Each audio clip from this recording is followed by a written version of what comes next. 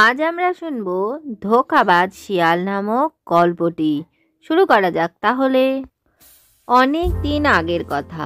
একটি ধূর্ত শিয়াল নিজের প্রাণ বাঁচানোর জন্য দৌড়াতে দৌড়াতে অন্য একটি জঙ্গলে ঢুকে পড়ে। হে ভগবান, আজ খুব বাঁচা বেঁচে গেছি।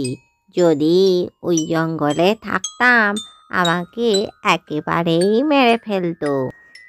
এবার এই নতুন জঙ্গলেই নিশ্চিন্তে থাকবো।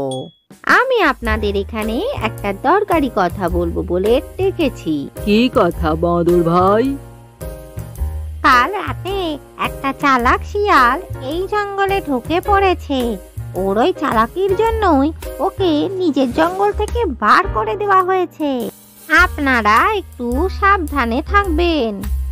যেই রাত হলো, শিয়াল ঘুমন্ত পশুদের মধ্যে থেকে একজনকে খাওয়ার কথা চিন্তা করলো। ঘুমন্ত কোনো প্রাণীকে শিকার করে আগে আমি আমার খিদে মেটাবো।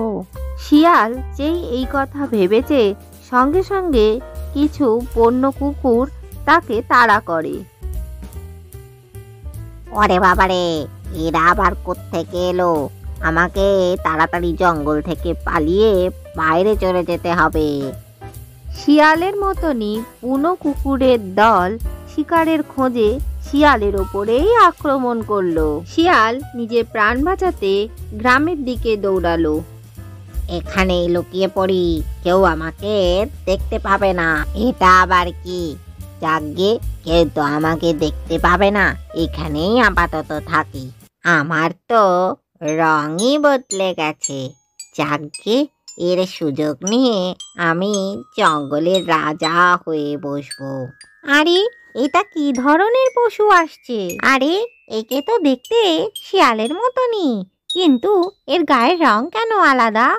আমাকে তোমাদের ভগবান রক্ষা করবার জন্য এখানে পাঠিয়েছেন।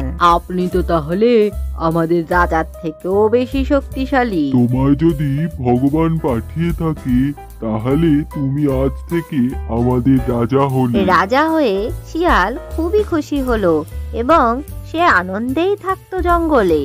একদিন জঙ্গলের সমস্ত পশুরা শিয়ালের সাথে বসে কথা বলছিল। ঠিক তখনই জঙ্গলের অন্য প্রান্ত থেকে অন্য শিয়ালদের আওয়াজ শোনা গেল। শিয়াল তখন অন্যান্য শিয়ালদের ডাক শুনে নিজেকে সামলাতে পারল না, আর তাদের মতো করেই ডেকে উঠল। তাহলে তুমি চালাকি করে আমাদের বোকা বানাচ্ছিলে, এর শাস্তি তুমি নিশ্চয়ই পাবে। সব পশুরা রাজার আদেশে ওর ওপরে ঝাঁপিয়ে পড়ল। এইভাবে মিথ্যে বলার জন্য শিয়াল নিজের প্রাণ হারালো। আজকের গল্প থেকে কি শিখলে বাচ্চারা? কখনোই নিজের পরিচয় গোপন করতে নেই, সেটা কোনো না কোনো দিন সকলের সামনে প্রকাশ পাবেই। ভিডিওটি ভালো লাগলে চ্যানেলটিকে লাইক ও শেয়ার করে সাবস্ক্রাইব করে দিও।